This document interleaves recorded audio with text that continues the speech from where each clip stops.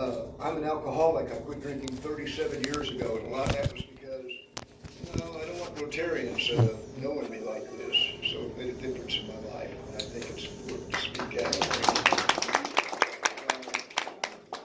I am going to talk about ShelterBox, but I'm going to take some steps because I really want, and I know you, like me, when I go to my club, you look forward to seeing everybody. It's an enjoyable social event, and you enjoy them, and you value Rotary. But I want to remind you, first of all, of just how important this meeting is and this get-together is. I was fortunate. I'm an avid reader, and Jody Yarbrough is with Midwest City Rotary, and she wrote up with me, and we're talking about her taking over the district ShelterBox representative here next year or something. So, Jody, we appreciate that. And she's an avid reader also. That made me think of that. 30 years ago, some of you may know the name Robert Putnam, but 30 years ago, Robert Putnam from Princeton University and a couple of other professors went to Italy specifically with a question. Why, can everybody hear me okay? Oh, yes. A little closer. They went to Italy with a question. Why is there such a difference in northern Italy and southern Italy? Northern Italy is very much what you and I would call an entrepreneurial spirit. We can get together, we can get the job done, we can make it happen. Southern Italy is very much I guess maybe mafia might be a word, but we don't trust anybody. We certainly don't trust the government. Everything's corrupt, and we don't work very well together. Now, that's a quick generalization. But what was so important in this research to me, if I may read it to you briefly, and it's mentioned in more than one place in the book, but I thought this said it very well. And this is going back 1,000 years. Not that Rotary's that old because Rotary's mentioned, but as an example of why Northern Italy works. We can summarize our discoveries rather simply. Some regions of Italy have many choral societies and soccer teams and birdwatching clubs and Rotary clubs. Most citizens in those regions read eagerly about community affairs in the daily press. They are engaged by public issues, but not by personalistic or person-client politics. Inhabitants trust one another to act fairly and obey the law. Leaders in these regions are considered honest. They believe in popular government. They are predisposed to compromise with their political adversaries. Both citizens and leaders here find equality congenial. Social and political networks are organized horizontally, not hierarchically. The community values solidarity, civic engagement, cooperation, and honesty. Government works. Small wonder that people in these regions are content. Am I making sense of how important this is? It's not just today and some of the charitable things we do. This changes our society. It makes an impact 100 years, 1,000 years from today. That's what they found in Italy, that these type of organizations impact. I wanted to share that with you, and I hope it makes sense as it does today. I want to remind you, you mentioned some, Stan, of some of the things that we do on a step-by-step basis. I think I'm always blown away. Jim, you mentioned the international, I went to Houston and Atlanta. We were in Chattanooga recently, and I'm always just blown away by the number of projects that Rotarians do all over the world. It's just amazing. In our club, for instance, we meet at 7:30 on Sunday mornings down by the river, and we pick up trash every Sunday morning for about an hour and a half. You mentioned sending the box overseas of supplies. We all do local projects. Our district, one of the things that I've been involved in and take great pride in, our RILA camp, every person there, it's about 300 acres, and I say ours, it's an independent camp, but we've been an integral part of it for many years. Fully accessible ropes course. Every person at that camp is certified to work with and care for handicapped individuals. We went up Friday afternoon with Midwest City Rotary, South Oklahoma City, and Northwest. We gave them a check for a little over $13,000 to upgrade their fully accessible ropes course. We were there with, I say a young lady, it's now an adult woman. Her parents were with her, horribly born, horribly deformed, and looks so forward to that zip line, which she's done now for 26 years. And that is a joy to her life that she looks forward to every year. And it'll touch you.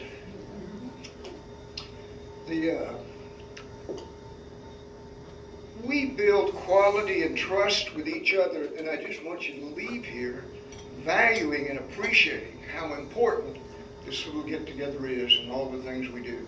It changes our city, and it changes the world. Let me talk, if I may, about ShelterBox. I don't know if any of you happen to remember, and probably don't, but ShelterBox was mentioned, a really intriguing article in the May 2018 issue. And I want to refer to some of these things. You'll get a kick out of them.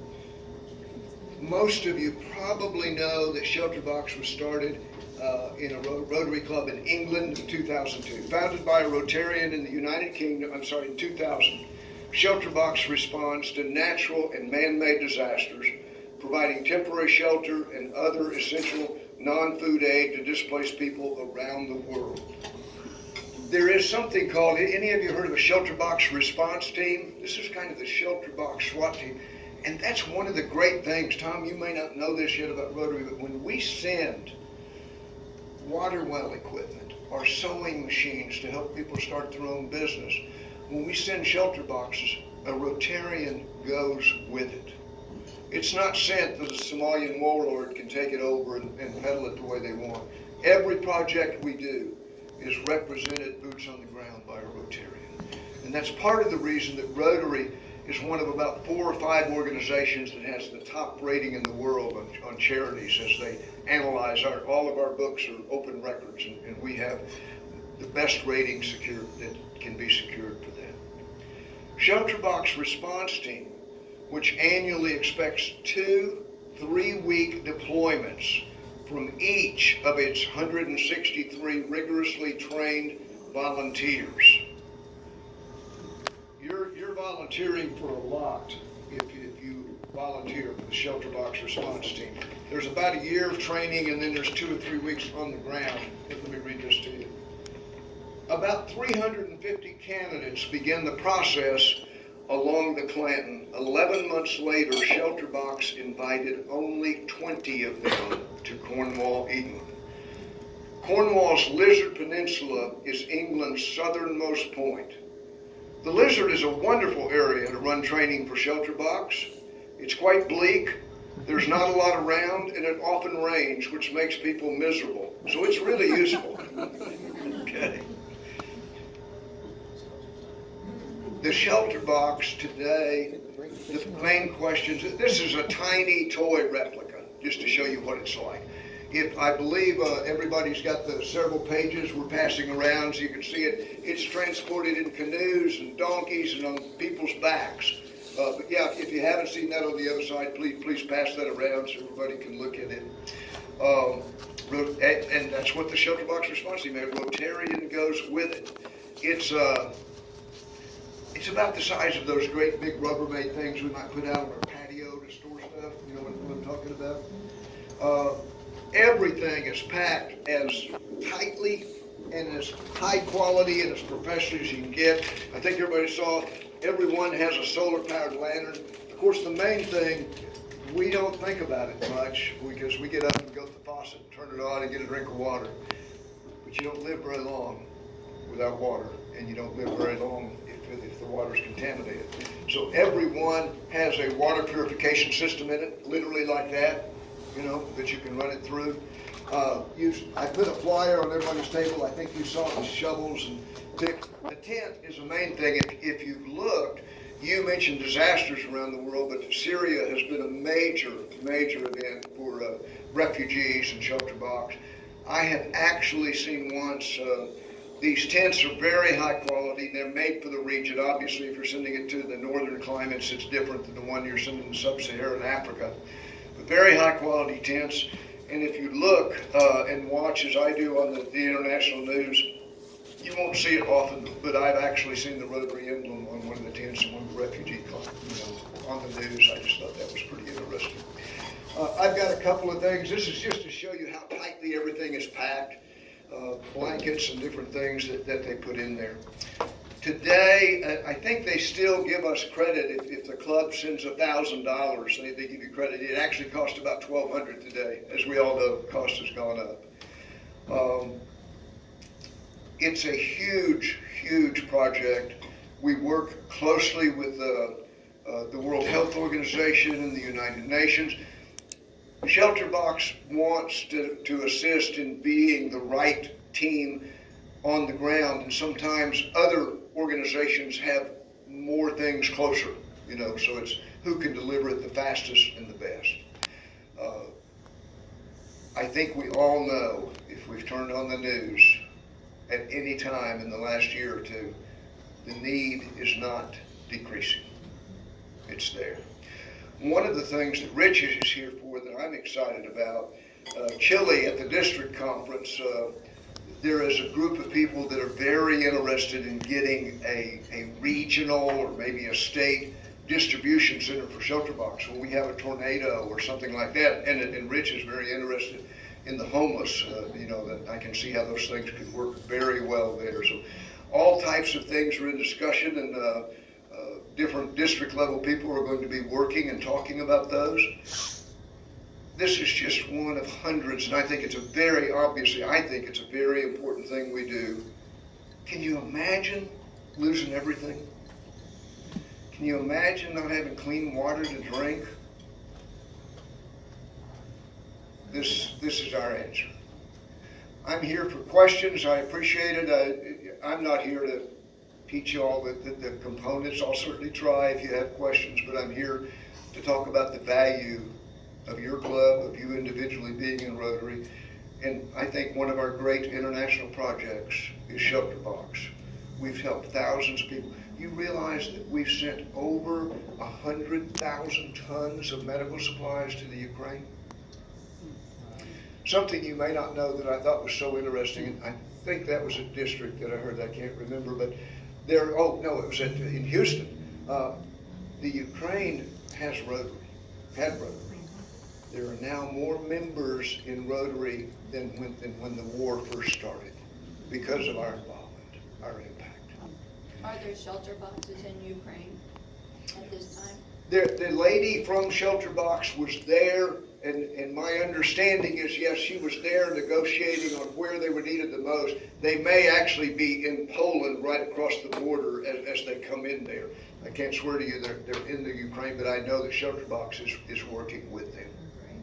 Okay, thank you. And Tom, I would mention chemistry was so important to me because the second time I failed it, I realized I wanted to do something else. You're welcome. Thank you. Can I answer any questions or be helpful in any way, please? I'll try. Are these being used at all on the Texas-Mexico border?